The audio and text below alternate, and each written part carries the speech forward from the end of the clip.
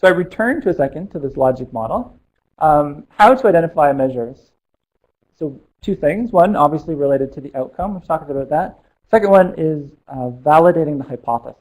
And I used the logic model as a really quick and standardized way to come up with a hypothesis. These work very well for programs. A lot of healthcare programs are built on a logic model. Now I want to talk about a more sophisticated tool that talks about the same thing, the hypothesis test, but applied to strategic management. And that, of course, is the strategy map. I would also assume anyone who's familiar with Kaplan and Norton would also be familiar with the concept of a strategy map. So I'll go fairly quickly through it. But in case you're not, a strategy map, it's a great way to communicate the value proposition of an organization. It allows staff at all levels to see how they contribute to the strategic goals. It's also just a general way for management to communicate their thinking, how they think the organization works, what's important. In my experience, there's a danger.